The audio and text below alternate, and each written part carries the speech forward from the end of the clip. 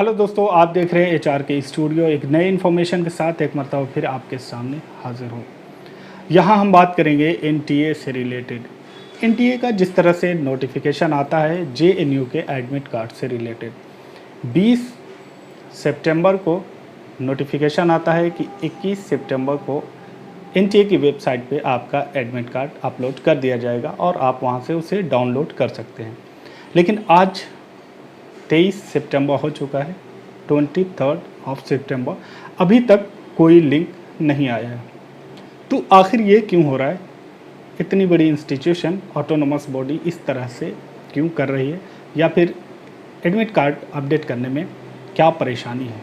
इसी के बारे में कुछ डिस्कस कर लेते हैं। इसके साथ ही यूनिवर्सिटी ग्रांट कमीशन की तरफ से एडमिशन से रिलेटेड, एडमिशन प्रोसेस से रिलेटेड नई गाइडलाइंस आई है, नया कैलेंडर भी आया, उसको भी डिस्कस करेंगे। सबसे पहली बात यह है कि एनटीए ने जिस तरह से जेएनयू के एडमिट कार्ड का नोटिस निकाला था, तो उसमें अब 3 दिन होने के बाद 2 निगेटिव पॉइंट वहाँ पे दिख रहे हैं, जिस पे हर स्टूडेंट को गौर करना चाहिए और सोचना भी चाहिए, और सोचने की बात भी है। एक तो ये कि जिस तरह से ऑलरेडी स्टूडेंट परेशान हैं, बहुत दिनों से उन्हें एंट्रेंस की जो डेट है वो एक्सटेंड की गई है, जिससे उनकी परेशानी बढ़ी है। उसी के साथ साथ रेगुलर तैयारी नहीं कर पा रहे हैं, बीच बीच में उनका ब्रेक हो जा रहा है, क्योंकि जब आपके पास कोई एक टारगेट नहीं होता है, कोई एक फिक्स डेट नहीं होती है, तब इंसान उतनी अच्छे से प्रिपरेशन नहीं करता है, उतनी अच्छे से प्रिपरेशन उसकी हो नहीं पाती है, और बहुत सारे मेंटल प्रेशर वगैरह भी होता है। तो एक तो ये, दूसरे ये है कि यहाँ पे फिर एडमिट कार्ड के लिए जिस तरह से एनटीए ने निकाला है और स्टूडेंट को वेट करना पड़ रहा है, तो ये भी एक परेशानी की बात है, जिसे नेशनल टेस्टिंग एजेंसी को ये जहन में रखना चाहिए कि इस तरह के नोटिस अगर उन्होंने निकाली है तो उसका सोल्यूशन भी स्टूडेंट को देना चाहिए। ये तो स्टूडेंट की बात हो गई। दूसरा, एनटीए पे इसका क्या असर पड़ता है? एनटीए जैसे कि नेशनल लेवल की इंस्टीट्यूशन है, ऑटोनोमस बॉडी है, इसका क्रिएशन इसको इसी वजह से बनाया गया था ताकि जो दूसरी इंस्टीट्यूशन जो साथ साथ एजुकेशन भी देती हैं और वो एग्ज़ाम और कम्पिटिटिव एग्ज़ाम वगैरह भी कराते हैं, तो एक साथ 2 काम उन्हें करने पड़ते थे, जिसकी वजह से उन पर बहुत ज़्यादा बर्डन होता था और एग्ज़ाम वगैरह, एंट्रेंस वगैरह टाइम पर नहीं हो पाते थे। तो इसलिए ये बॉडी बनाई गई थी, और ये एक अच्छी बॉडी है जो सिर्फ एग्ज़ाम वगैरह कंडक्ट कराने के लिए स्पेशली इसका यही टारगेट होता है। लेकिन इन सारी सिचुएशन को देखते हुए एनटीए की तरफ से अगर इस तरह के नोटिफिकेशन आती है और उसके बाद उस नोटिफिकेशन में कोई अपडेट आगे नहीं आता है, तो ये बहुत ही अफसोस की बात है कि नेशनल लेवल के इंस्टीट्यूशन होकर इस तरह की लापरवाही क्यों हो रही है।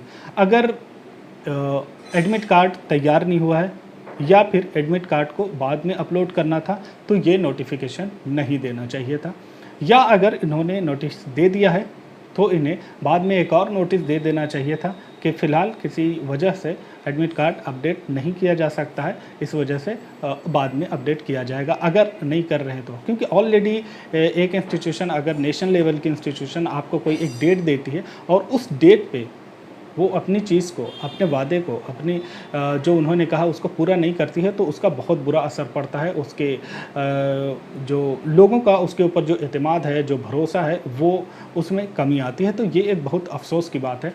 एनटीए को बिल्कुल इस तरह से नहीं करना चाहिए था। अगर एडमिट कार्ड नहीं तैयार हुआ या कुछ और वजह है, तो उसके लिए अपडेट स्टूडेंट को ज़रूर देनी चाहिए थी, क्योंकि स्टूडेंट के ऊपर एक ऑलरेडी प्रेशर है और ये दूसरा प्रेशर, इंतज़ार करते करते जो सिचुएशन होती है वो एक स्टूडेंट ही समझ पाता है कि इस दौर में किस तरह से उन्हें कितनी परेशानियां झेलनी पड़ी हैं।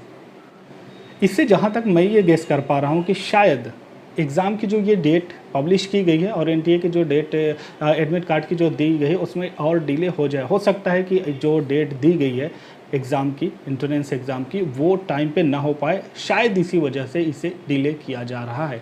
क्योंकि करंट सिचुएशन को देखते हुए इतना जल्दी जो एंट्रेंस का इन्होंने दिया है, और बहुत सारे सेंटर हैं, बहुत सारे डिस्ट्रिक्ट हैं, बहुत सारे स्टेट और डिस्ट्रिक्ट हैं जहाँ पे ये सेंटर भी होते हैं। अगर उस एरिया में वायरस बहुत तेज़ी से फैला हुआ है या वहाँ लॉकडाउन है, वहाँ की सिचुएशन अच्छी नहीं है, सारी चीज़ें ओपन नहीं है, तो वहाँ पे फिर एग्ज़ाम कंडक्ट कराना बहुत ही टफ बात है। तो शायद इन सारी चीज़ों को देखते हुए ये चीज़ें की जा रही हैं। तो हो सकता है कि आपके जो एग्ज़ाम है और पोस्टपोन्ड हो जाए। जिसी की कल ही एक नोटिस आई है और उसमें न्यू गाइडलाइंस आई, उसमें एडमिशन प्रोसेस के लिए और इंट्रेंस के लिए ये नई गाइडलाइंस आई है, जिसमें ये कहा है कि अक्टूबर के लास्ट तक एडमिशन की पूरी प्रोसेस हर यूनिवर्सिटी की कंप्लीट हो जानी चाहिए और 1 नवंबर से क्लासेस वगैरह स्टार्ट हो जाएंगी। तो पूरा 1 नवंबर से पूरा एक सेशन के उनकी एकेडमिक कैलेंडर 2020 और 21 का दे दिया गया है,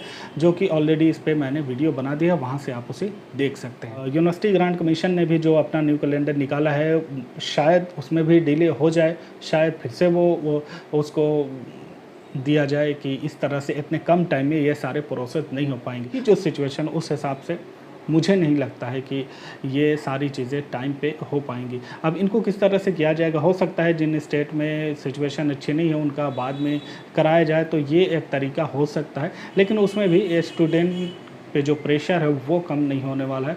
तो फ़िलहाल देखिए क्या क्या सिचुएशन होती है। आखिर में सबसे बड़ी बात ये हो जाती है कि क्या टाइम पे, ये जो टाइम दिया है यूनिवर्सिटी ग्रांट कमीशन ने, उस टाइम पे सारे यूनिवर्सिटीज़ के एडमिशन प्रोसेस पूरे हो पाएंगे। ये अपने आप में एक सोचने वाली बात है। आप भी सोचिए, आप भी देखिए, आप क्या सोचते हैं, आपकी क्या राय है, वो भी राय हमें कमेंट करें और इन सारी चीज़ों को आप भी एनालाइज़ करें, देखें क्या सिचुएशन चल रही है, किस तरह से आप एक स्टूडेंट है, स्टूडेंट की तरह सोचिए और इन सारी चीज़ों को आप देखिए। मिलते हैं नए वीडियो में नए इन्फॉर्मेशन के साथ, तब तक के लिए आप अपना ख्याल रखें। Thank for watching.